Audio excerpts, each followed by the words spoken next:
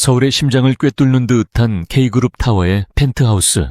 그 꼭대기층은 유리와 강철로 지어진 얼음 성체였다.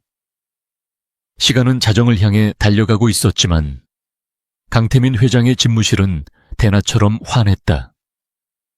도시의 야경이 발 아래 카페처럼 깔려 있었지만 그의 눈은 오직 책상 위 M&A 서류에만 고정되어 있었다. 45세 강태민. 그는 밑바닥에서 기어올라 대한민국 재계의 괴물이 된 남자였다. 그의 얼굴에는 감정이라곤 찾아볼 수 없었고 완벽하게 재단된 슈트처럼 빈틈없는 냉철함만이 감돌았다. 이 오타 하나가 수십억의 손실을 가져올 수 있다는 걸 모르나 그의 낮은 목소리가 적막한 사무실에 울렸다. 앞에 서 있는 비서실장은 등줄기에 식은땀이 흐르는 것을 느꼈다. 태민은 서류에서 눈을 떼지 않은 채 말을 이었다. 내일 아침까지 관련자 전원 심할서 제출하고 감봉 처리해. 그리고 이 프로젝트 원점에서 재검토해. 그의 말은 법이었고 거역은 존재하지 않았다. 그에게 K그룹은 그의 유일한 자식이었고 성공은 그의 유일한 신앙이었다. 그는 이 제국을 건설하기 위해 모든 것을 바쳤고 또 모든 것을 버렸다. 업무를 마친 태민이 향한 곳은 강남의 초호화 저택이었다. 성문 같은 대문이 열리고 집안은 갤러리처럼 차갑고 고요했다. 아내 이유라가 그를 기다리고 있었다. 국내 굴지의 법무법인 대표의 외동딸이자 K그룹의 법률 리스크를 방어해주는 든든한 방패. 그들의 결혼은 사랑이 아닌 철저한 비즈니스 합병이었다. 유라는 완벽한 미소를 지으며 와인잔을 들었지만 그녀의 눈은 남편이 아닌 그가 가진 권력과 명예를 향해 있었다. 내일 M&A 건 마무리되는 거죠. 아버지께서 기대가 크세요. 태민은 넥타이를 풀며 무심하게 대답했다. 문제없어. 작은 디자인 회사 하나 인수하는 것뿐이니까. 그에게는 그저 스쳐 지나가는 수많은 거래 중 하나일 뿐이었다. 같은 시각 서울의 반대편 마포구의 한 아파트에서는 전혀 다른 삶의 풍경이 펼쳐지고 있었다. 서지우의 집은 화려하진 않았지만 따뜻한 조명과 아이들의 웃음소리로 가득 차 있었다. 그녀는 국내에서 주목받는 디자인 스튜디오 아리스의 크리에이티브 디렉터였다. 퇴근 후에도 작업실에서 묻혀온 물감 자국을 닦아낼 틈도 없이 17살 쌍둥이의 저녁을 챙기고 있었다. 민준아, 동생 그만 놀리고 숙제 먼저 해. 민서야, 너도 그림 그만 그리고 밥 먹어. 쌍둥이 아들 강민준과 딸 강민서. 지우에게는 세상의 전부였다. 17년 전 그녀는 모든 것을 잃었다. 사랑이라 믿었던 남자는 야망을 위해 그녀와 뱃속의 아이들을 처참하게 버렸다. 지우는 바닥까지 떨어졌지만 두 아이를 보며 일어섰다. 독하게 디자인을 공부했고 밤낮 없이 일했다. 그녀의 섬세하면서도 힘있는 디자인은 업계에서 서서히 인정받기 시작했고 이제 서지우라는 이름은 실력의 보증수표가 되었다. 그녀는 강했다. 하지만 그 강인함 뒤에는 17년 세월로도 아물지 않은 깊은 상처가 숨겨져 있었다. 다음 날 스튜디오 아리스의 사무실은 평소와 다른 긴장감이 감돌았다. 서지우는 새로운 프로젝트 프레젠테이션을 준비하고 있었다. 그녀의 팀원들은 그녀의 열정과 카리스마에 완전히 매료되어 있었다. 지우는 단순히 아름다운 디자인을 넘어 그 안에 사람의 마음을 움직이는 이야기를 담아내는 능력이 있었다. 그녀가 막 프레젠테이션을 시작하려 할 때 회사 대표가 창백한 얼굴로 회의실 문을 열고 들어왔다. 그는 떨리는 목소리로 폭탄 선언을 했다. K그룹에서 우리 회사에 대한 적대적 M&A를 공식 통보했습니다. 회의실 안의 공기가 순식간에 얼어붙었다. K그룹. 대한민국에서 그 이름을 모르는 사람은 없었다. 무자비한 기업 사냥꾼으로 유명한 곳. 팀원들이 웅성거리기 시작했다. 하지만 지우는 놀랍도록 침착했다. 그녀는 대표를 똑바로 바라보며 질문했다. 이유가 뭔가요? 우리 같은 중소 디자인 스튜디오를 그 거대한 K그룹이 왜? 대표는 땀을 닦으며 말했다. 우리 스튜디오가 최근 개발한 VR 디자인 특허 기술 때문인 것 같습니다. K그룹이 신사업으로 추진 중인 메타버스 분야에 꼭 필요한 기술이라고 합니다. 지우의 머릿속이 복잡하게 얽혔다. K그룹. 그 이름은 그녀가 지난 17년간 애써 잊으려 했던 지옥 같은 과거를 떠올리게 했다. 하지만 그녀는 금세 표정을 가다듬었다. 지금은 감상에 젖어 있을 때가 아니었다. 그녀는 팀원들을 돌아보며 단호하게 말했다. 걱정하지 마세요. 아리스는 우리가 피땀 흘려 이룬 곳입니다. 쉽게 무너지지 않아요. K그룹이 원하는 게 기술이라면 우리는 우리의 가치를 증명하면 됩니다. 당장 대응팀을 꾸리죠. 그녀의 목소리에는 흔들림 없는 결의가 담겨 있었다. 한편 K그룹 타워에서 강태민은 아침 보고를 받고 있었다. 비서실장이 스튜디오 아리스의 인수건을 보고했다. 대표 측에서 협상 의지를 보이지 않고 있습니다. 법적 대응을 준비하는 듯합니다. 태민은 코웃음을 쳤다. 계란으로 바위치기지. 시간 끌 것 없어. 자금력으로 찍어 눌러. 일주일 안에 끝내. 그에게 아리스는 그저 먹잇감에 불과했다. 그는 아리스의 포트폴리오를 무심하게 넘겨보았다. 그리고 시선이 한 곳에 멈췄다. 크리에이티브 디렉터 프로필. 서지우라는 이름과 함께 17년의 세월이 흘렀음에도 불구하고 여전히 낯익은, 하지만 훨씬 더 깊어지고 단단해진 한 여자의 사진이 있었다. 강태민의 손이 미세하게 떨렸다. 완벽했던 그의 포커페이스에 처음으로 균열이 가기 시작했다. 서지우. 그가 성공을 위해 매몰차게 버렸던 이름. 죽었는지 살았는지조차 관심 없었던 과거의 망령. 그 망령이 지금 그의 제국 문턱에 서 있었다. 그는 모니터 속 사진을 노려보았다. 경멸과 혼란, 그리고 알 수 없는 미세한 동요가 그의 차가운 눈동자에서 교차했다. 그는 이것이 단순한 우연이 아님을 직감했다. 이것은 거대한 폭풍의 전조였다. 그날 밤 태민은 저택으로 돌아가지 않았다. 그는 펜트하우스에서 뜬 눈으로 밤을 지새웠다. 서지우의 사진이 머릿속을 떠나지 않았다. 그녀의 눈빛. 17년 전 눈물로 자신에게 매달리던 연약한 여자의 눈이 아니었다.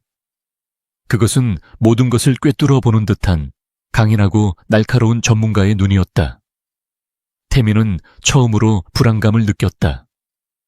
그는 자신의 완벽한 세계에 불순물이 끼어든 것을 참을 수 없었다. 그는 비서실장에게 전화를 걸었다. 서지우, 그 여자에 대해 전부 알아봐. 17년 전부터 지금까지 모든 것을. 같은 시각 지우는 쌍둥이가 잠든 것을 확인하고 거실로 나왔다. 그녀의 책상 위에는 K그룹의 인수 제안서가 놓여 있었다. 그녀는 차가운 물을 한 잔 들이켰다. 강태민. 그 이름을 입 밖에 내어본 지가 언제인지 기억조차 나지 않았다. 그는 그녀의 첫사랑이었고 그녀의 세계였으며 동시에 그녀의 삶을 파괴한 악마였다. 그녀는 그가 K그룹의 회장이라는 사실을 언론을 통해 알고 있었다. 하지만 그가 이렇게 직접적으로 그녀의 삶에 다시 나타날 줄은 몰랐다. 지우는 창밖을 내다보았다. 그녀는 두렵지 않았다. 17년 전 갓 태어난 쌍둥이를 안고 차가운 겨울거리를 헤맬 때의 두려움에 비하면 이건 아무것도 아니었다. 지금 그녀에게는 지켜야 할 것들이 있었다. 그녀의 아이들, 그리고 그녀의 피와 땀이 밴 스튜디오 아리스. 그녀는 결코 물러서지 않을 것이다. 그녀는 서류를 집어들었다. 그녀의 눈빛은 이제 슬픔이 아닌 차가운 분노와 결의로 불타고 있었다. 강태민, 네가 시작한 게임이라면 기꺼이 받아주지. 하지만 끝은 내가 정할 거야. 다음 날 아침, 강태민은 서지우에 대한 보고서를 받았다. 결혼 기록 없음, 17세, 쌍둥이 남매의 어머니, 그리고 현재 업계에서 가장 주목받는 디렉터. 태민의 입꼬리가 비틀렸다. 쌍둥이라 내 아이들이군. 그는 헛웃음을 터뜨렸다. 그에게 가족이란 그저 거추장스러운 짐일 뿐이었다. 그는 보고서를 쓰레기통에 던져 넣었다. 어차피 상관없는 일이었다. 그의 목표는 오직 스튜디오 아리스의 기술이었다. 그는 서지우라는 변수가 마음에 걸렸지만 돈으로 해결되지 않는 일은 없다고 믿었다. 하지만 태민은 몰랐다. 그가 버린 것은 단순히 한 여자와 두 아이가 아니었다. 그가 버린 것은 자신의 인간성이었고, 그가 무시한 것은 17년의 세월 동안 복수가 아닌 생존을 위해 강철처럼 단단해진 한 인간의 의지였다. 태민은 M&A 협상 테이블에 직접 나서기로 결정했다. 그는 자신의 눈으로 직접 확인해야 했다.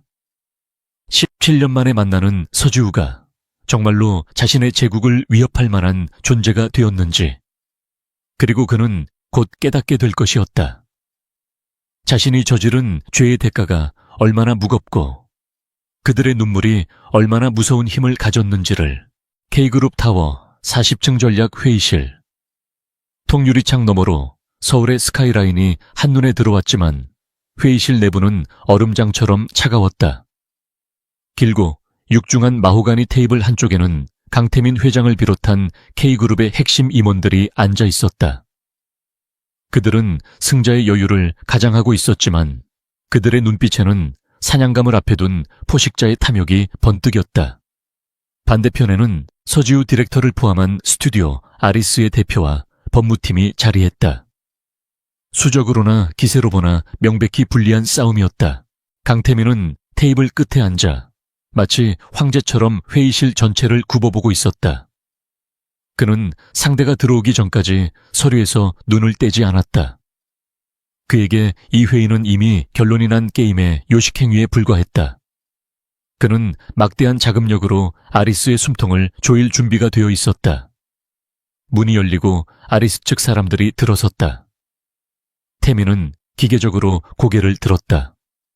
그리고 그의 시선이 서지우와 마주쳤을 때 그의 세상이 순간적으로 멈췄다. 그의 눈앞에 서 있는 여자는 17년 전 눈물에 젖어 자신에게 매달리던 가난하고 연약한 서지우가 아니었다. 그녀는 머리를 단정하게 빗어 넘기고 날카롭게 재단된 네이비색 정장을 입고 있었다. 화장기 없는 얼굴이었지만 그 어떤 여배우보다도 당당하고 강렬한 아우라를 뿜어냈다. 그녀의 눈빛, 그것은 태민을 가장 깊숙이 찔렀다. 과거의 애원이나 슬픔 대신 그 안에는 강철 같은 의지와 모든 것을 꿰뚫어 보는 듯한 지성이 담겨 있었다. 그녀는 태민을 바라보았지만 그 눈빛에는 남편이었던 남자를 향한 원망이나 미련 따위는 없었다. 그저 K그룹 회장이라는 비즈니스 상대를 분석하는 듯한 냉철함 뿐이었다. 강태민은 평생 처음으로 당황이라는 감정을 느꼈다. 심장이 불규칙하게 뛰기 시작했다.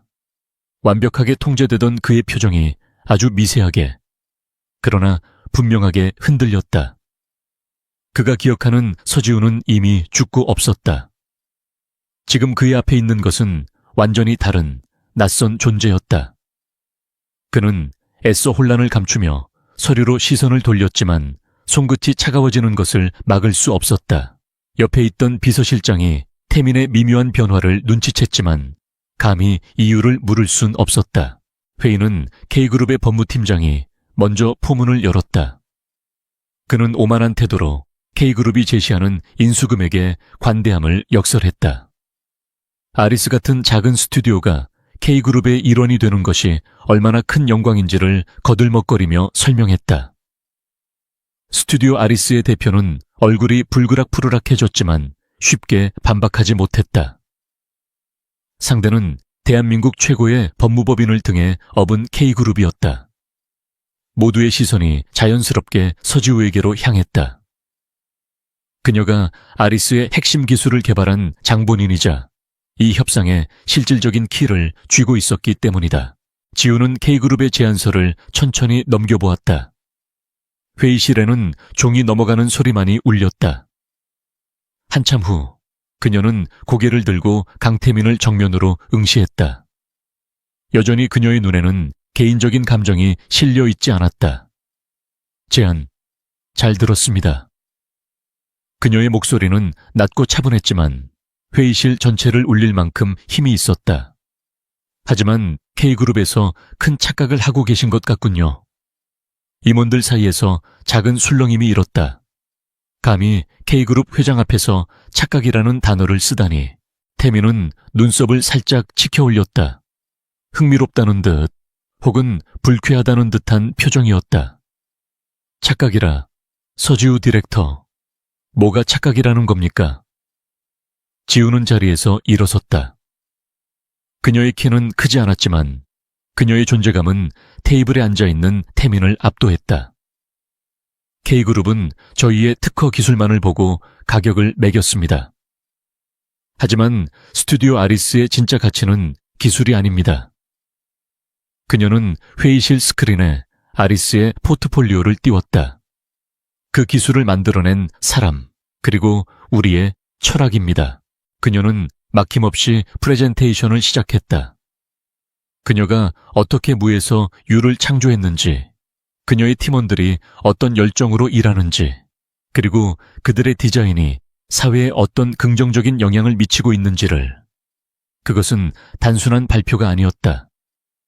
그녀의 말에는 진심이 담겨 있었고 그녀의 눈빛은 확신으로 불타고 있었다.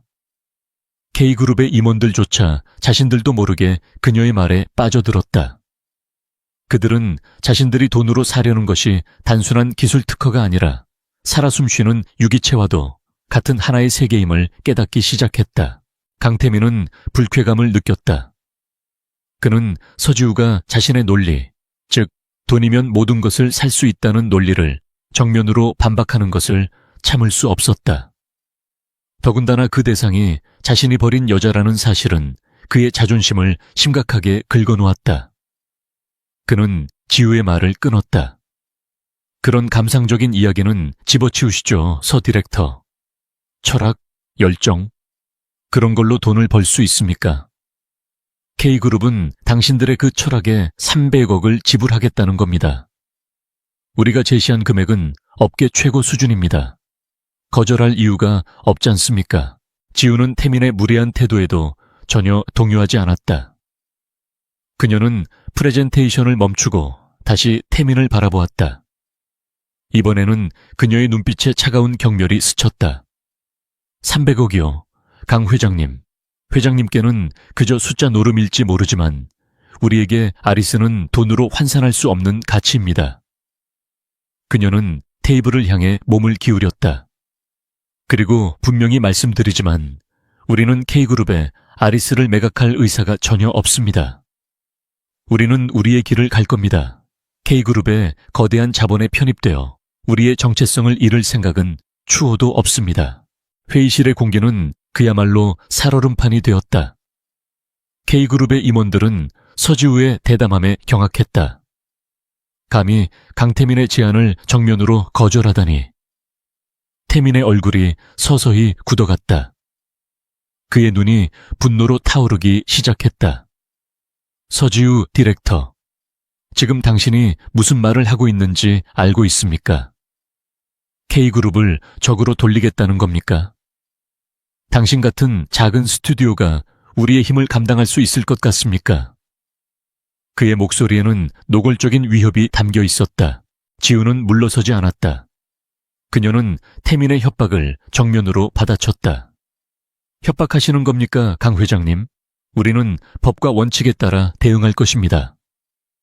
만약 K그룹이 부당한 방식으로 M&A를 계속 추진한다면 우리도 가만히 있지 않을 겁니다.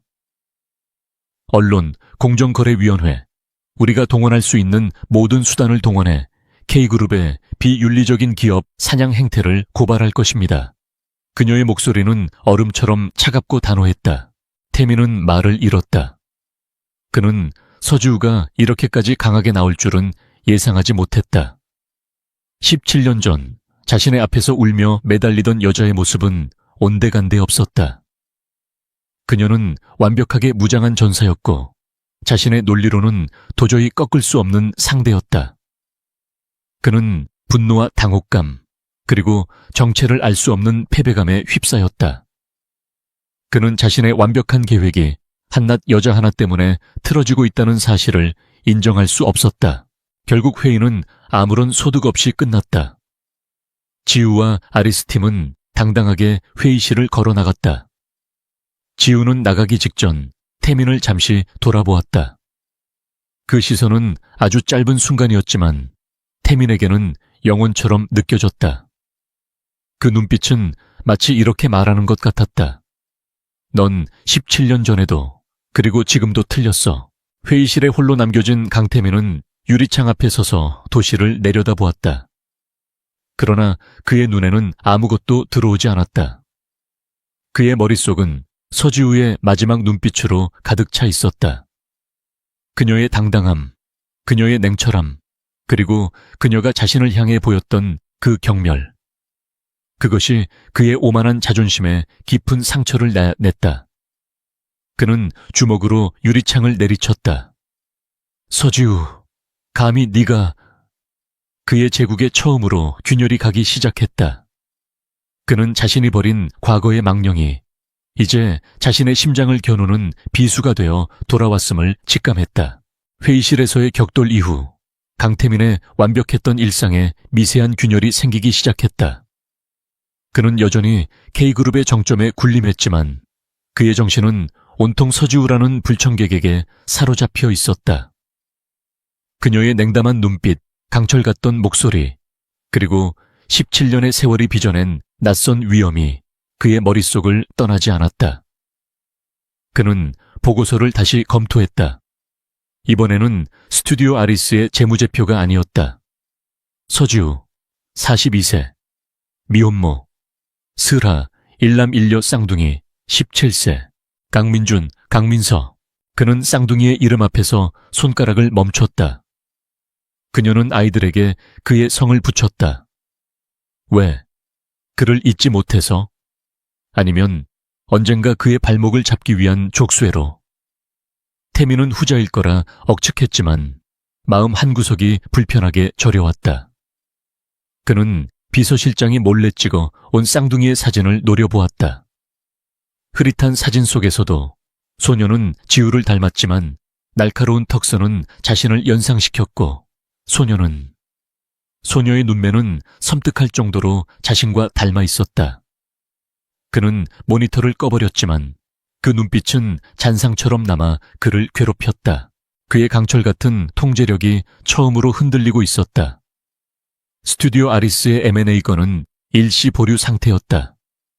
임원들은 회장의 결정을 의아해했지만 누구도 감히 묻지 못했다.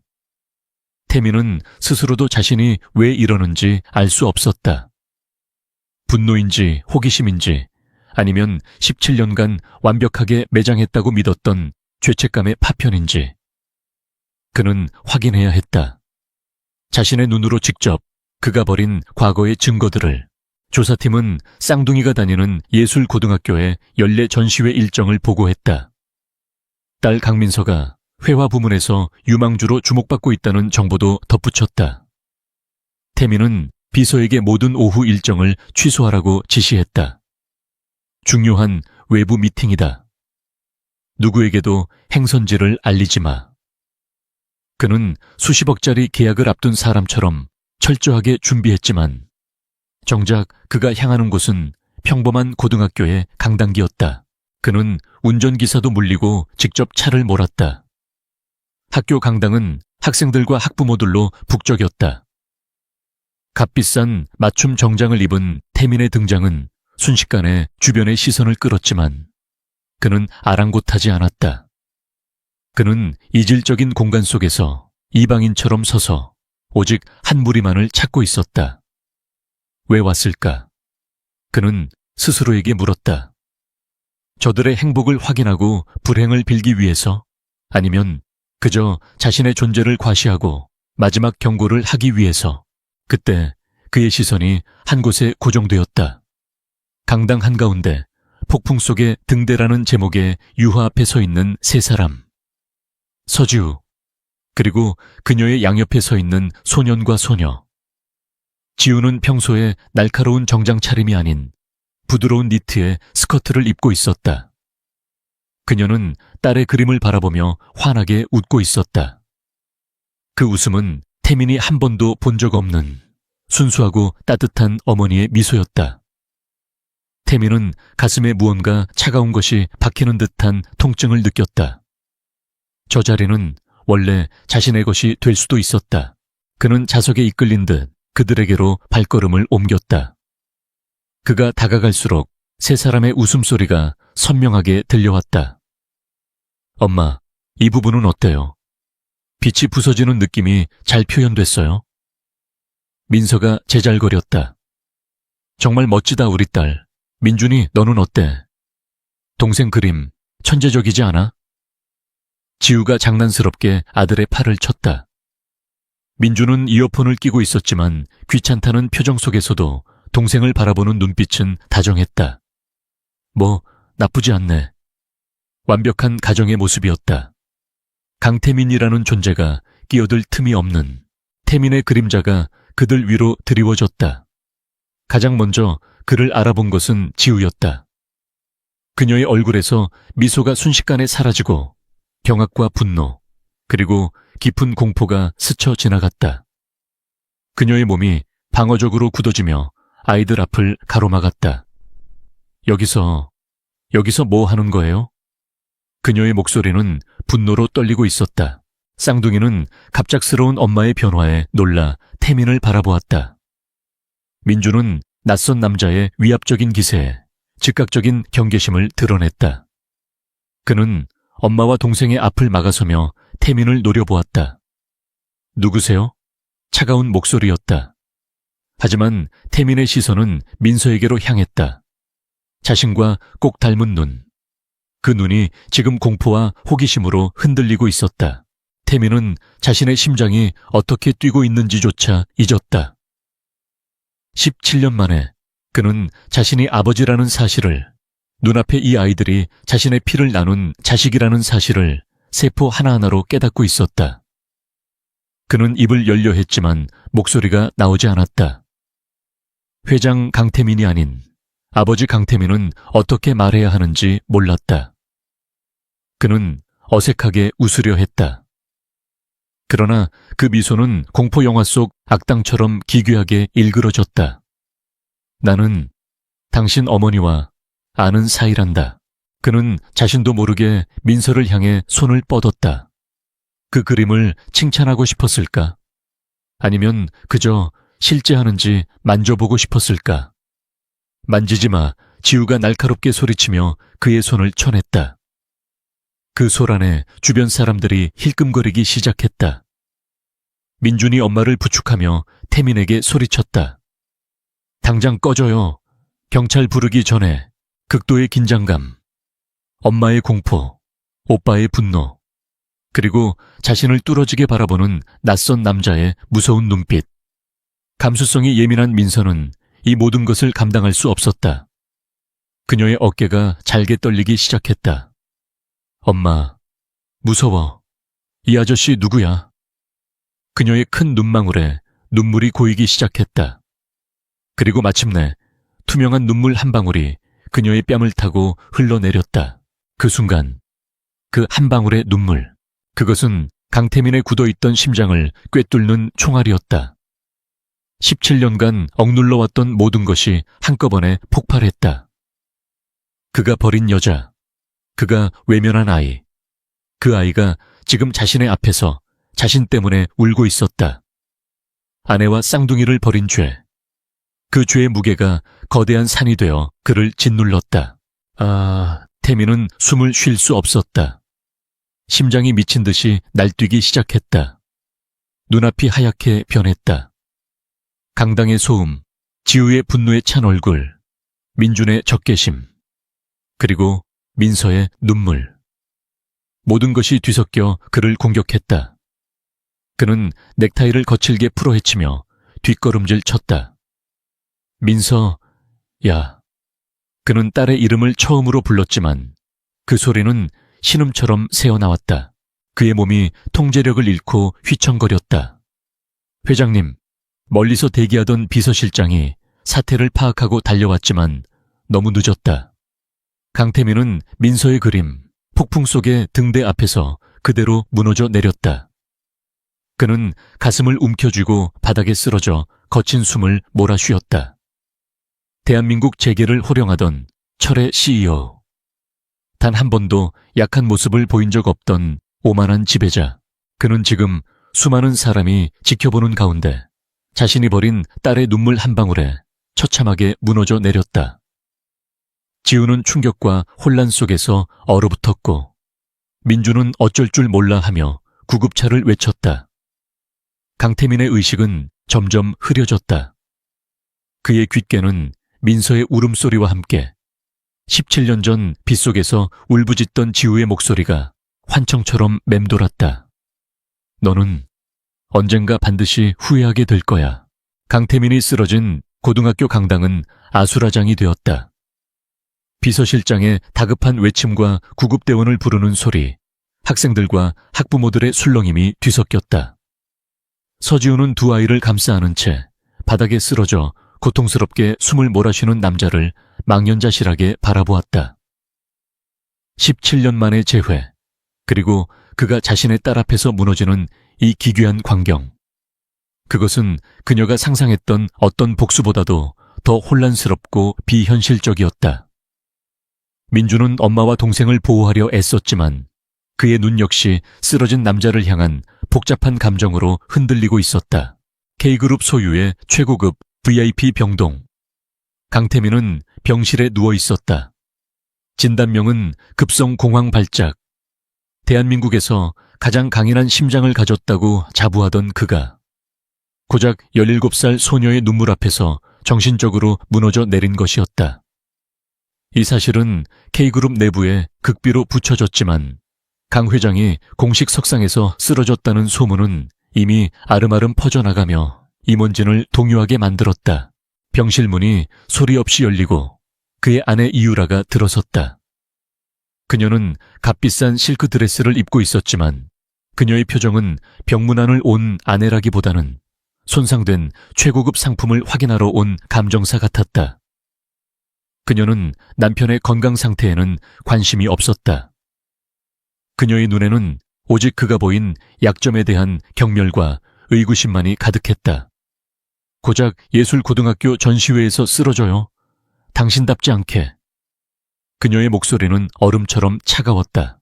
태민은 링거를 꽂은 팔을 들어 올리며 짜증스럽게 대답했다. 신경 꺼. 과로였을 뿐이야. 하지만 유라는 속을 사람이 아니었다. 과로. K그룹을 집어삼킬 M&A를 수십 건 처리할 때도 멀쩡하던 당신이 하필이면 그 작은 디자인 스튜디오 근처에서. 그녀는 이미 스튜디오 아리스 건을 알고 있었다. 태민은 대답하지 않았다. 그의 침묵은 유라에게 가장 확실한 답이 되었다. 그녀는 완벽한 미소를 지었지만 눈은 웃고 있지 않았다. 쉬어요 여보. 회장님의 건강이 K그룹의 주가보다 중요하니까. 안 그래요? 그녀는 병실을 나섰고 즉시 아버지의 로펌, 서광의 최고 정보팀에게 연락했다. 강태민 회장이 오늘 만난 사람들 전부 조사해. 특히 서지우라는 여자와 그 주변. 17년 전까지 샅샅이 뒤져 이유라는 강태민의 제국을 지탱하는 또 다른 기둥이자 그 자신만큼이나 무자비한 전략가였다. 그녀의 정보망이 움직이는 데는 하루도 차에 걸리지 않았다. 서지우, 스튜디오 아리스의 디렉터. 그리고 17년 전 강태민과 혼인신고 기록은 없으나 사실혼 관계였던 여자. 결정적으로 강민준, 강민서. 강태민의 호적에는 없지만 누가 봐도 그의 핏줄임이 명백한 쌍둥이. 유라는 보고서를 읽으며 차갑게 웃었다. 이래서였군. 그녀는 태민의 흔들림을 이해할 수 없었다. 과거의 실수 따위에 발목 잡히는 것은 그녀의 방식이 아니었다. 하지만 그녀는 이 존재들이 자신의 위치와 나아가 K그룹의 후계 구도를 위협할 수 있는 잠재적 폭탄임을 즉각 간파했다. 그녀는 태민이 이 문제에 감정적으로 얽혀 있음을 확인한 이상 자신이 직접 나서야 한다고 판단했다. 그녀의 공격은 남편인 태민을 향하지 않았다. 그녀는 언제나 가장 약한 고리를 먼저 끊었다. 바로 서지우였다. 서지우는 그날 이후 아이들을 애써 다독이며 일상으로 돌아가려 애썼다. 강태민의 등장은 잊고 싶었던 악몽을 현실로 끌어냈지만 그녀는 두 아이의 엄마이자 스튜디오 아리스의 리더였다. 하지만 폭풍은 그녀가 예상했던 M&A가 아닌 전혀 다른 방향에서 불어닥쳤다. 스튜디오 아리스와 수년간 협력해온 대기업 클라이언트가 갑작스럽게 계약 파기를 통보해왔다. 이유는 내부 사정 변경이라는 애매한 말뿐이었다. 그것은 시작에 불과했다. 이틀 뒤 야심차게 준비하던 공공 디자인 프로젝트 입찰에서 아리스는 최종 심사 직전 서류 미비라는 터무니없는 이유로 탈락했다. 자금줄이 하나둘 막히기 시작했다. 설상가상으로 디자인 업계 익명 커뮤니티에 서지우에 대한 악의적인 루머가 퍼지기 시작했다. 그녀가 과거 다른 디자이너의 아이디어를 도용했다거나 K그룹의 M&A를 빌미로 거액을 요구했다는 식의 교묘하게 왜곡된 소문이었다. 지우는 바보가 아니었다. 이 모든 공격이 한 곳에서 K그룹이라는 거대한 권력에서 비롯되었음을 직감했다. 하지만 그녀는 혼란스러웠다. 이것이 강태민의 방식인가? 그렇게 비열하게 뒤에서 공격하는 남자였나? 아니면 그날 자신을 보고 경멸의 눈빛을 보냈던 그의 아내 이유라의 짓인가? 직원들은 동요했고 회사의 재정은 빠르게 악화되었다. 지우는 17년 전 아이들을 안고 거리에 나앉았던 그날의 절박함을 다시 느끼기 시작했다. 한편 병원에서 퇴원한 강태민은 유령처럼 자신의 펜트하우스를 배회했다. 그는 스튜디오 아리스의 M&A건을 공식적으로 재검토하라고 지시했다. 하지만 그의 마음은 지옥이었다. 민서가 울던 모습이 밤낮으로 그를 괴롭혔다. 죄책감. 그가 평생 경멸했던 그 감정이 그의 목을 조르고 있었다. 그는 아이들을 다시 보고 싶었다. 아니, 어쩌면 그저 그 눈물을 닦아주고 괜찮다고 말해주고 싶었는지도 모른다. 그는 비서실장을 통해 서지우와 아리스가 겪고 있는 공영을 보고받았다. 그는 그것이 유라의 짓임을 단번에 알았다. 그의 아내는 자신이 가장 소중하게 생각하는 안정을 위협하는 존재는 무엇이든 파괴해버릴 여자였다. 태민은 분노해야 마땅했다. 자신의 아이들을 그리고 그 아이들의 어머니를 공격하고 있으니까. 하지만 그는 아무것도 하지 않았다. 그의 내면은 두 개의 자아로 분열되어 싸우고 있었다. 하나는 지우와 아이들에게 속죄하고 싶은 미약한 아버지의 자아였다. 다른 하나는 자신의 완벽한 제국에 감히 균열을 내앤 그들을 원망하는 오만한 CEO의 자아였다. 그는 유라의 공격을 묵인했다. 어쩌면 그는 유라가 지우를 굴복시켜 주기를 바랐는지도 모른다. 지우가 무너져서 자신에게 돈을 요구하고 그럼으로써 자신이 그들에게 아버지가 아닌 시혜자로 군림할 수 있기를. 그의 침묵과 방관은 유라의 공격을 더욱 부추겼다. 강태민은 17년 전 사랑을 버리고 야망을 택했던 그 순간처럼 또다시 비겁한 선택을 했다. 그는 자신의 죄를 마주할 용기가 없었고 그 죄의 대가로 고통받는 이들을 외면했다. 그는 자신이 모든 것을 통제하고 있다고 믿었지만 실상은 이유라의 소나기와 과거의 망령 사이에서 처참하게 끌려다니고 있을 뿐이었다. 그의 공황 발작은 끝난 것이 아니었다. 그것은 그의 영혼이 붕괴하기 시작했다는 신호탄에 불과했다. 스튜디오 아리스의 사무실은 활기를 잃었다. 한때 창의적인 열정으로 뜨거웠던 공간은 이제 연달아 터지는 계약 해지 통보와 재정 압박의 한숨 소리로 가득 찼다. 직원들은 동요했고 몇몇은 서지우의 리더십을 의심하기 시작했다. 익명 게시판의 루머는 꼬리에 꼬리를 물고 업계 전체로 퍼져나가 아리스를 K그룹에 덤비다 망해가는 무모한 스튜디오로 낙인 찍었다. 서지우는 17년 전 갓 태어난 쌍둥이를 안고 차가운 방에서 밤을 지새우던 그때와 같은 절벽 끝에 서 있었다. 하지만 지금의 서지우는 17년 전의 그녀가 아니었다. 그때는 지켜줄 사람 하나 없는 피해자였지만 지금은 지켜야 할 아이들과 직원들이 있는 리더였다. 그녀는 이 비열한 공격이 강태민의 의지가 아닌 그의 아내 이유라의 독단적인 행동임을 직감했다. 강태민은 차라리 정면에서 거대한 힘으로 짓밟으려 했지만 이유라는 어둠 속에서 독침을 쏘아 상대를 서서히 마비시키는 뱀과 같았다. 지우는 더 이상 물러설 곳이 없음을 깨달았다. 이것은 증오 때문이 아닌 생존을 위한 싸움이었다. 그녀는 사무실 문을 잠그고 오랫동안 알고 지낸 대학 동기이자 지금은 중소기업 전문 변호사로 일하는 친구에게 전화를 걸었다. 민영아, 나 좀 도와줘. 그녀는 모든 상황을 털어놓았다. K그룹의 M&A 시도, 강태민과의 과거, 그리고 이유라의 보이지 않는 공격까지. 민영은 사태의 심각성을 즉각 파악했다. 이건 단순한 M&A 방어가 아니야. K그룹 회장 부부의 내부 문제에 네가 끼인 거라고. 이유라, 그 여자 보통이 아니야. 서강 로펌의 힘을 이용하고 있어.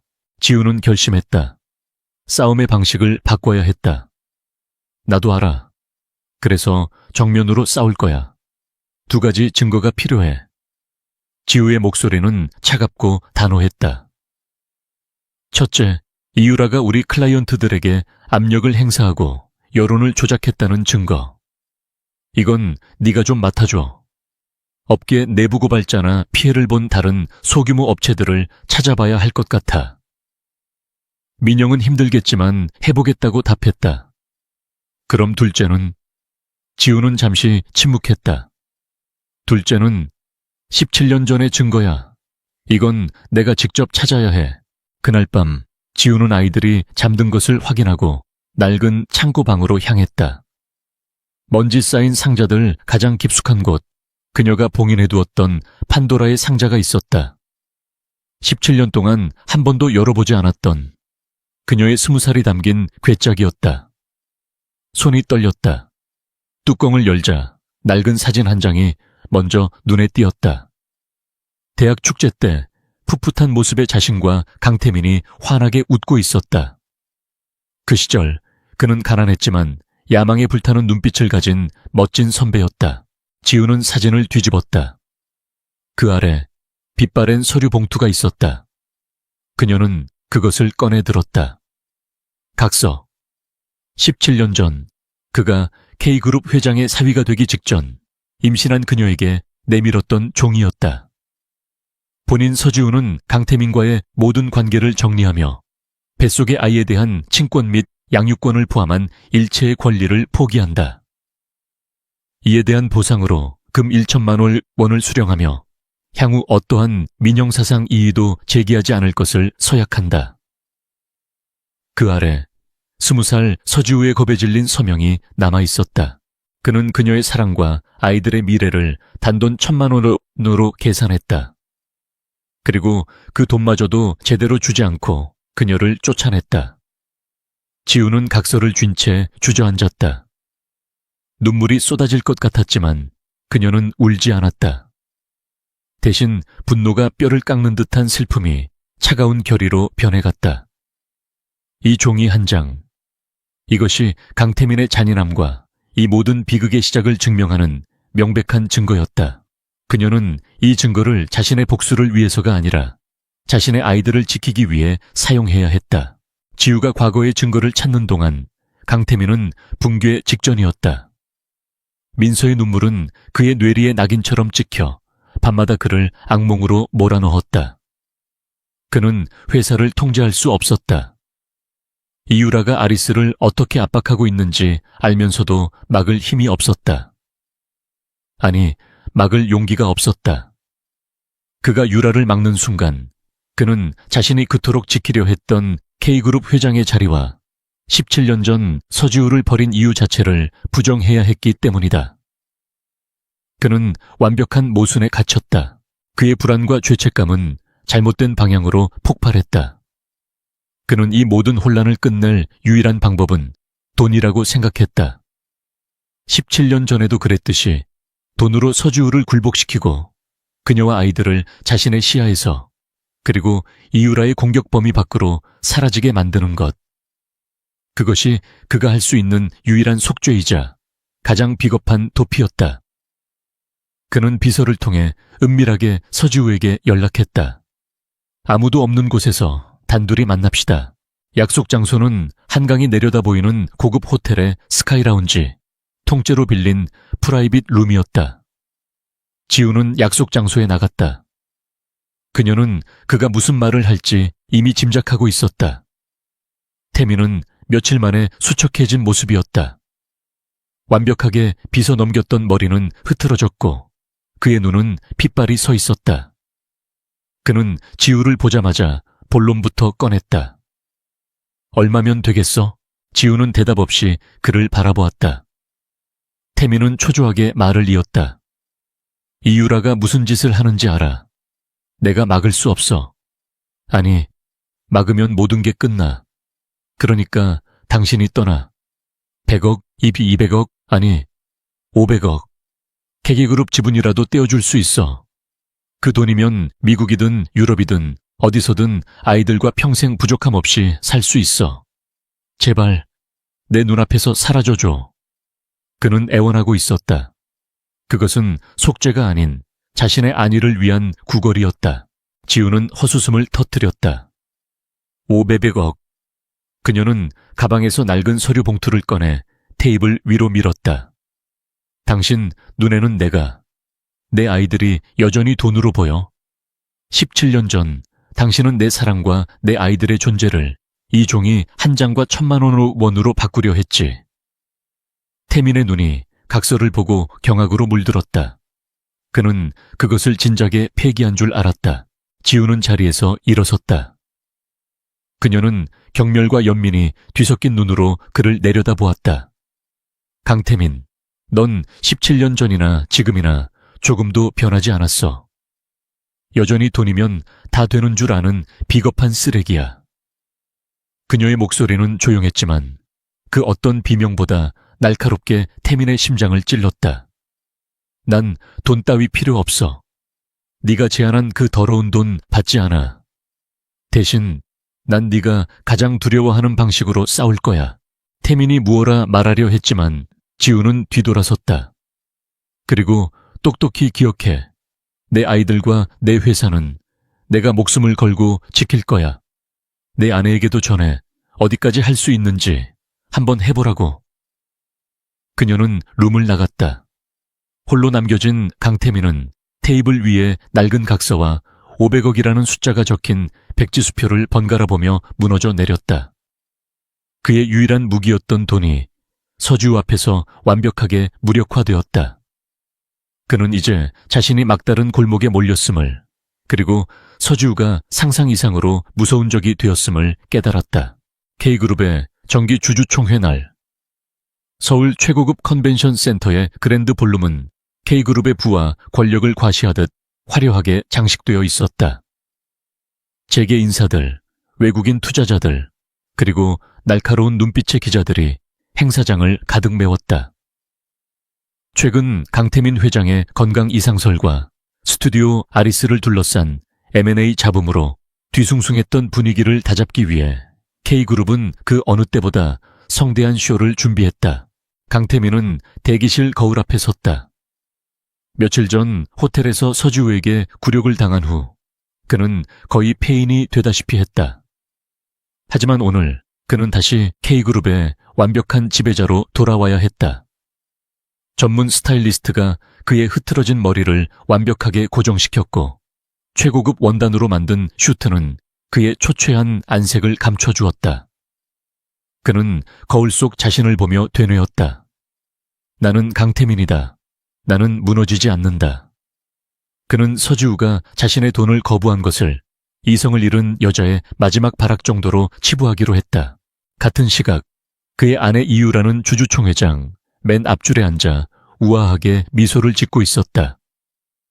그녀는 어젯밤 서지우에게 마지막 선물을 보냈다.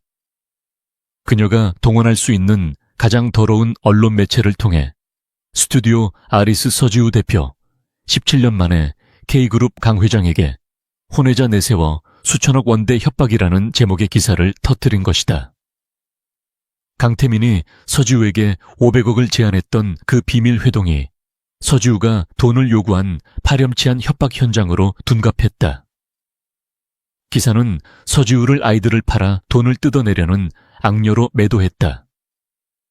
이것이 이유라의 방식이었다.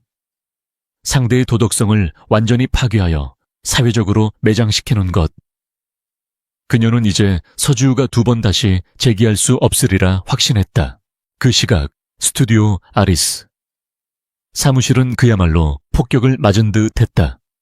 아침부터 쏟아진 악의적인 기사 때문에 직원들은 충격과 배신감에 휩싸였다. 대표님이 정말 그들의 수군거림이 지우의 심장을 찔렀다. 하지만 더 끔찍한 것은 집에서 걸려온 아들 민준의 전화였다. 엄마, 이게 다 뭐야? 인터넷 기사 봤어? 아빠라는 사람이, 강태민이 우릴 버렸다고. 이게 다 사실이야. 민서의 울음소리가 수화기 너머로 들려왔다. 지우의 세상이 무너져 내렸다. 이유라의 공격은 지우 자신을 넘어 그녀가 목숨처럼 지키려 했던 아이들에게까지 독을 뿌린 것이었다. 그녀는 주먹을 쥔 채 부들부들 떨었다. 바로 그때 변호사 친구 민영에게서 전화가 걸려왔다. 지우야, 기사 봤어. 이유라가 선을 넘었어. 하지만 나도 결정적인 걸 찾았어. 작년에 K그룹에 부당하게 인수합병당한 IT 업체의 내부 고발자야. 이유라가 직접 주가 조작을 지시하고 불법 로비로 공정위를 매수한 증거, 이메일, 녹취 파일, 전부 확보했어. 서지우의 눈빛이 변했다. 슬픔과 절망이 사라진 자리에 모든 것을 건자의 차갑고 단단한 결의가 들어찼다. 민영아, 지금 당장 그 자료 전부 내게 보내. 그리고 기자들 몇 명만 섭외해줘. K그룹 주주총회장으로 갈 거야. 지우야, 너 지금 이유라가 내 아이들을 건드렸어. 더 이상은 못 참아. 내가 바란 건 복수가 아니었어. 하지만 저들은 내게 전쟁을 선포했어. 그녀는 전화를 끊고 가장 날카롭고 단정한 검은색 정장으로 갈아입었다. K그룹 주주총회장. 강태민이 연단에 올랐다. 플래시가 일제히 터졌다. 그는 약간 창백했지만 여전히 카리스마 넘치는 목소리로 K그룹의 빛나는 미래 비전을 제시하기 시작했다. 존경하는 주주 여러분, K그룹은 메타버스 시대를 선도할 것입니다.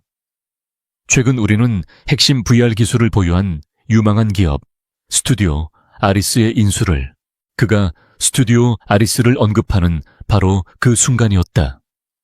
쾅! 컨벤션 센터의 육중한 정문이 거칠게 열렸다. 모든 사람의 시선이 그곳으로 쏠렸다. 소란 속에서 한 여자가 당당하게 걸어 들어왔다. 검은 정장을 입은 서지우였다. 그녀의 등장은 그 자체로 충격이었다. 강태민은 연설을 멈추고 얼어붙었다. 그의 눈이 공포로 흔들렸다. 맨 앞줄에 앉아있던 이유라는 믿을 수 없다는 듯 경멸과 분노가 뒤섞인 표정으로 지우를 노려보았다. 보안 요원들이 그녀를 막기 위해 달려갔다. 하지만 지우는 그들을 무시한 채 연단을 향해 또렷하게 외쳤다. 강태민 회장님, 그 빛나는 미래 비전 모두 거짓말 아닙니까? 장내가 술렁이기 시작했다. 기자들의 카메라 플래시가 미친 듯이 터졌다. 태민은 당황하며 소리쳤다. 당장 저 여자를 끌어내. 보안팀, 뭐 하는 거야? 제 이름은 서지우. 강 회장님이 방금 인수하겠다고 말씀하신 스튜디오 아리스의 대표입니다. 지우의 목소리는 마이크 없이도 장례를 울렸다. 저는 오늘 K그룹이 어떻게 그 빛나는 미래를 건설하고 있는지, 그 추악한 진실을 고발하기 위해 이 자리에 섰습니다.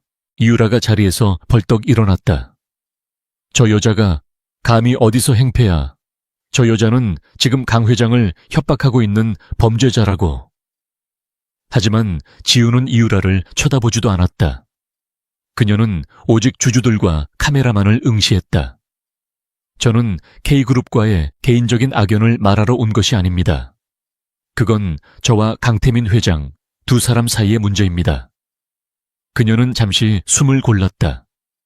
제가 오늘 가져온 것은 바로 여러분의 돈이 어떻게 더럽혀지고 있는지에 대한 증거입니다. 지우는 손에 든 USB를 높이 들어 보였다. 이 안에는 K그룹이 이유라 상무에 지시해 어떻게 경쟁 기업들을 불법적으로 파산시키고 주가를 조작하며 공무원들에게 뇌물을 공여했는지에 대한 모든 증거가 담겨 있습니다. 그 순간 지우의 신호를 받은 민영이 대기하고 있던 기자들에게 이메일로 증거 자료를 일제히 전송했다. 동시에 주주총회장의 거대한 스크린, 강태민의 비전 PPT가 떠있던 그 화면이 일순간 검게 변했다. 그리고 다음 순간 이유라가 누군가에게 주가 조작을 지시하는 이메일 내역과 거액의 자금 흐름을 보여주는 비밀 장부가 화면을 가득 채웠다. 장내는 그야말로 아비규환이 되었다. 지진이 일어난 듯 했다. 주가 조작이라고? 이게 무슨 소리야? 사기다. K그룹이 우릴 속였어. 주주들의 고함과 분노가 폭발했다. 기자들은 미친 듯이 셔터를 눌러댔다. 누군가 소리쳤다. K그룹 주가가 폭락하고 있습니다. 서킷 브레이커 발동 직전입니다. 강태민은 스크린에 떠있는 증거들과 폭락하는 주가 그래프를 번갈아 보며 망연자실했다.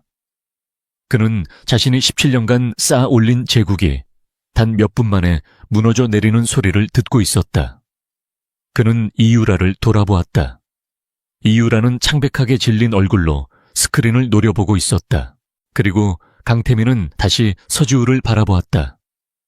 그녀는 혼란의 중심에서 그 모든 분노와 절규를 받으며 꼿꼿이 서 있었다. 그녀는 17년 전의 과거사나 오늘 아침의 더러운 스캔들로 그를 공격하지 않았다.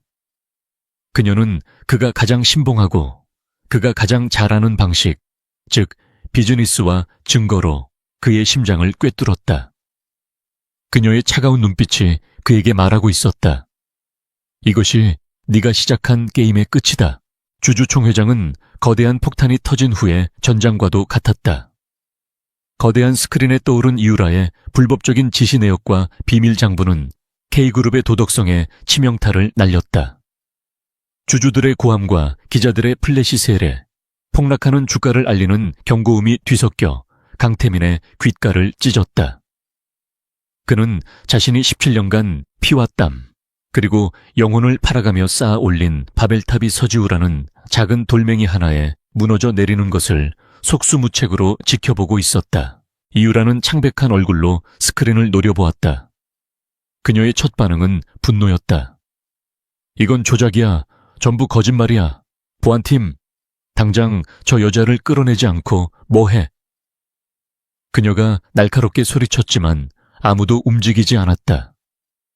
보안 요원들조차 이 충격적인 사태 앞에서 멈춰 섰다. 주주들의 시선은 이제 태민이 아닌 스크린 속 증거의 장본인인 이율에게로 향했다.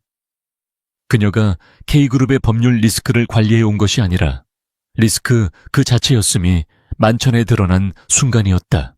강태민은 이유라를 바라보았다. 그녀가 이 사태를 수습해 주길 바랐을까? 아니었다. 그는 깨달았다. 자신의 몰락은 서지우가 아니라 바로 자신이 선택한 아내 이유라의 탐욕과 불법 때문에 시작되었다는 것을. 그리고 이유라의 그 탐욕을 촉발시킨 것은 바로 서지우와 쌍둥이라는 자신의 과거였다. 모든 것이 얽히고 설켜 거대한 부메랑이 되어 그의 심장을 꿰뚫었다. 잠깐만 기다려 주십시오. 혼란을 뚫고 한 남자가 손을 들고 일어섰다. 탐사 보도를 전문으로 하는 김 기자, 바로 서지우의 변호사 민영이 섭외한 인물이었다. 그는 서지우의 동의 없이 독자적으로 움직이기로 결심했다. 그는 서지우가 공개한 기업 범죄만으로는 부족하다고 판단했다. 이 비극의 뿌리, 즉 강태민의 개인적인 죄가 함께 드러나야만 완벽한 응징이 된다고 믿었다. 김 기자의 시선은 연단 위에 망연자실에 서 있는 강태민을 향했다. 강태민 회장님, K그룹의 불법 M&A 문제도 심각하지만 회장님 개인의 도덕성에 대한 의혹도 해명하셔야 합니다. 장내가 순간 조용해졌다. 사람들은 또 다른 폭로를 직감했다. 김 기자는 서지우가 끝까지 공개하길 망설였던 자료, 바로 17년 전의 그 낡은 각서 사본을 손에 들고 스크린을 향해 비췄다. 비록 메인 스크린은 아니었지만 기자들의 카메라가 일제히 그 종이 조각을 주민하기 시작했다. 이것은 17년 전 강태민 회장님이 당시 사실혼 관계였던 서지우 씨에게 강제로 쓰게 한 각서입니다. 당시 임신 중이었던 서지우 씨에게 단돈 1,000만 원을 대가로 뱃속의 쌍둥이에 대한 모든 권리를 포기하라고 협박한 증거입니다. 두 번째 폭탄. 이것은 K그룹의 주가가 아닌 강태민이라는 인간의 존재 자체를 파괴하는 핵폭탄이었다. 주주총회장은 잠시 정적에 휩싸였다가 이전보다 더 큰 경악과 경멸의 소리로 폭발했다. 쌍둥이, 혼외자, 1,000만 원의 의원에 아이를 팔라고 했다고. 저런 파렴치한 인간이 K그룹의 회장이었단 말인가. 이제 모든 시선이 강태민에게로 향했다. 기업 사냥꾼이라는 오명은 참을 수 있었다. 그러나 아내와 자식을 버린 비정한 아버지라는 낙인은 그가 애써 지켜온 CEO로서의 마지막 존엄성마저 박살냈다. 이유라의 얼굴은 분노를 넘어넘겨 차가운 사리로 변했다. 그녀는 자신이 당한 굴욕보다 자신의 완벽한 인생에 버림받은 여자와 혼외자라는 오점이 찍혔다는 사실을 견딜 수 없었다. 그녀는 이 모든 재앙의 근원이 강태민의 지저분한 과거 때문이라고 결론 내렸다. 그녀는 더 이상 강태민을 남편으로 혹은 동업자로 둘 이유가 없었다. 그녀는 즉시 아버지, 즉 서광 로펌과 K그룹의 실질적인 소유주인 이 회장에게 전화를 걸었다. 아버지, 들으셨죠? 강태민 끝났어요. 당장 해임하세요. 전화를 끊은 이유라는 연단 위의 강태민을 향해 얼음처럼 차가운 목소리로 선언했다. 강태민 씨, 당신은 이 시간부로 K그룹 회장직에서 해임입니다. 긴급 이사회가 소집될 것이며 서강 로펌은 K그룹의 경영 정상화를 위해 당신의 모든 법적 책임을 물을 것입니다. 아, 그리고 그녀는 핸드백을 챙겨들며 경멸의 미소를 지었다. 이혼 소장, 내일 아침에 당신 책상 위에 올라갈 겁니다. 그녀는 단 1초의 망설임도 없이 자신이 짓밟은 서지우의 옆을 지나 총회장을 빠져나갔다. 강태민은 모든 것을 잃었다. 제국, 권력, 아내, 그리고 마지막 남은 자존심까지. 서지우는 그 처참한 몰락을 끝까지 지켜보았다. 그녀의 눈에는 승리감 대신 깊은 허무함과 슬픔이 감돌았다. 그녀는 복수를 원한 것이 아니었다. 그저 자신의 삶과 아이들을 지키고 싶었을 뿐이다. 그녀는 더 이상 이곳에 있을 이유가 없었다. 그녀는 조용히 돌아서서 혼란에 휩싸인 총회장을 걸어나갔다. 이제 연단 위에 홀로 남은 강태민. 그는 더 이상 회장이 아니었다. 그는 모든 것을 잃은 죄인이었다.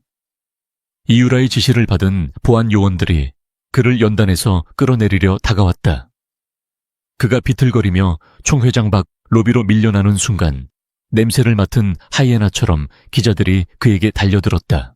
강 회장님, 아니 강태민 씨, 쌍둥이가 정말 당신 아이들입니까? 17년 동안 정말 한 번도 찾지 않았나요? 주가 조작 혐의 인정하십니까? 서지우 씨에게 하실 말 없으세요? 1,000만 원이 사실입니까?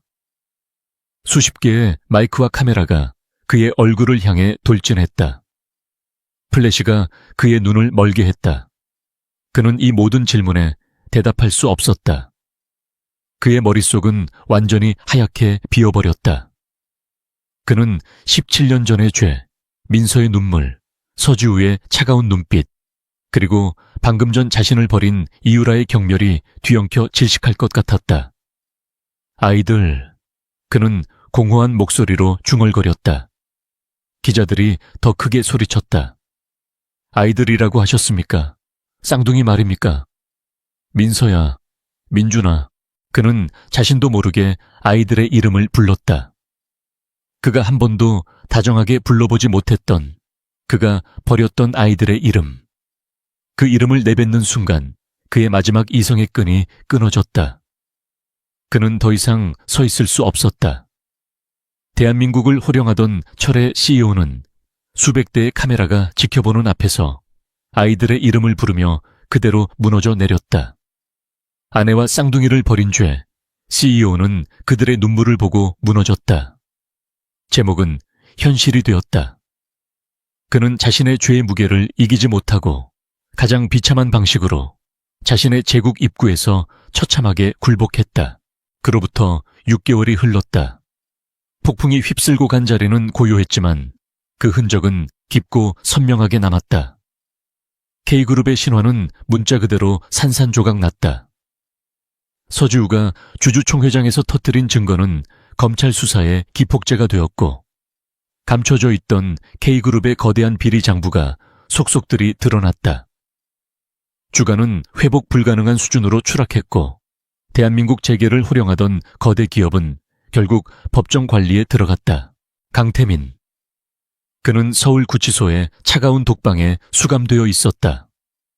펜트하우스의 통유리창 너머로 세상을 굽어보던 그의 눈은 이제 잿빛 수의를 입은 채 창살 틈으로 들어오는 한 줌의 빛을 공허하게 바라볼 뿐이었다.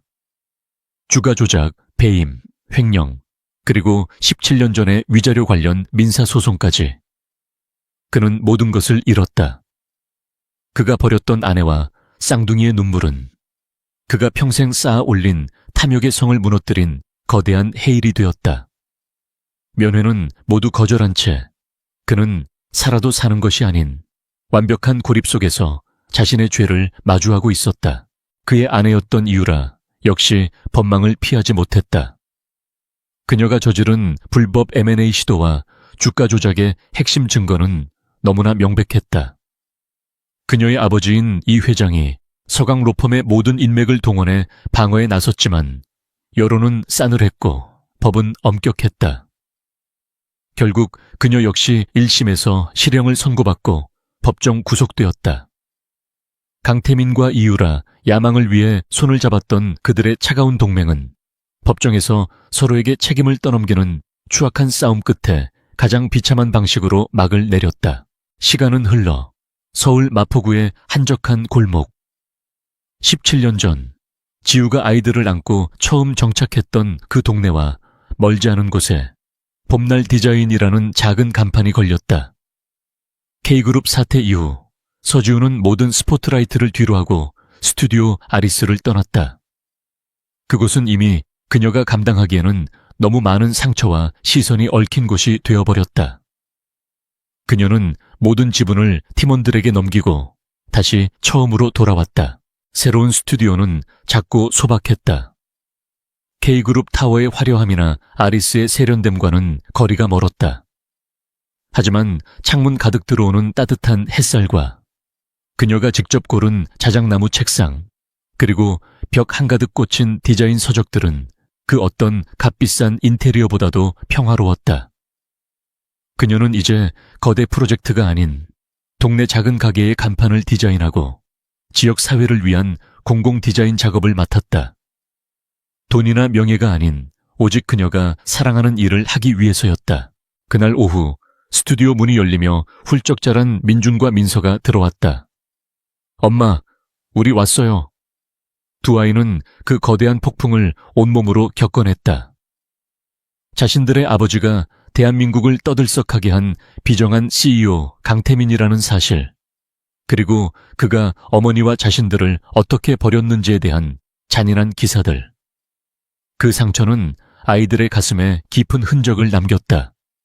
하지만 그들은 무너지지 않았다. 오히려 그들은 어머니 서지우가 얼마나 위대한 전사였는지를 깨닫고 서로를 더욱 강하게 끌어안았다. 이젤은 이쪽에 놓으면 되는 거죠. 민주는 이제 제법 어른스러운 티가 나는 목소리로 물으며 무거운 이젤을 옮겼다. 그는 한층 과묵해졌지만 엄마와 동생을 바라보는 눈빛은 그 누구보다 든든했다. 민서야, 네 그림은 저쪽 벽에 걸자. 햇빛 제일 잘 드는 곳에. 민서가 수줍게 웃으며 자신이 그린 새 그림을 들고 왔다. 그것은 1년 전 전시회에 걸었던 폭풍 속의 등대가 아니었다. 폭풍이 모두 지나간 뒤 맑게 갠 하늘을 배경으로 힘차게 날아오르는 새 한 마리를 그린 새로운 아침이라는 제목의 그림이었다. 강태민을 무너뜨렸던 그 여린 소녀는 이제 자신의 상처를 예술로 승화시키는 단단한 예술가가 되어가고 있었다. 그녀는 더 이상 낯선 남자의 눈빛에 울지 않았다. 지우는 아이들이 스튜디오를 정리하는 모습을 보며 따뜻한 차를 내왔다. 고마워. 너희들 없었으면 엄마 혼자 다 못했을 거야. 민준이 씩 웃으며 대답했다. 우리가 엄마 스튜디오 1호 직원이잖아요. 월급 잊지 마세요. 장난스러운 말에 민서와 지우가 함께 웃음을 터뜨렸다. 그 웃음소리는 그 어떤 명품관의 배경음악보다 아름답게 스튜디오를 채웠다.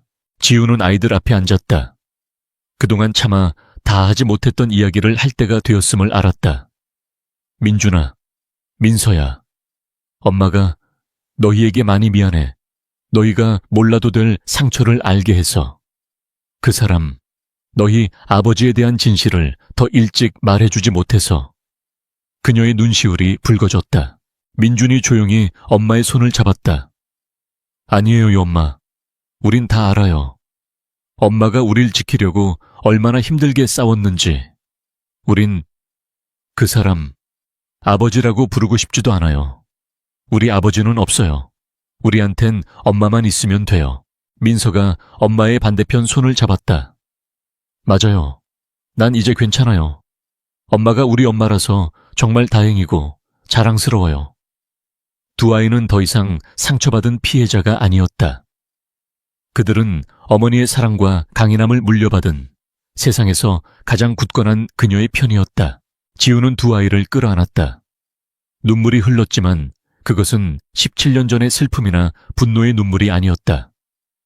모든 것을 이겨낸 자의 안도와 감사, 그리고 행복의 눈물이었다. 그녀는 모든 것을 잃은 것처럼 보였지만 사실 그녀는 자신의 가장 소중한 것들을 완벽하게 지켜낸 승자였다. 세 사람은 함께 민서의 그림 새로운 아침을 벽에 걸었다. 따뜻한 봄날의 햇살이 캔버스 위로 쏟아져 내리며 힘차게 날아오르는 새를 더욱 빛나게 했다. 지우는 창밖을 내다보았다. K그룹의 마천루가 보이던 펜트하우스의 풍경이 아닌 아이들이 웃으며 지나가는 평화로운 골목길 풍경이었다. 강태민은 그의 죗값을 치르고 있었고 이유라 역시 그녀의 탐욕에 대한 대가를 치르고 있었다. 그리고 서지우는 아내와 쌍둥이를 버린 그들의 죄가 단죄된 이 땅에서 비로소 자신과 아이들을 위한 진짜 봄날을 맞이하고 있었다. 폭풍은 완벽하게 끝났다.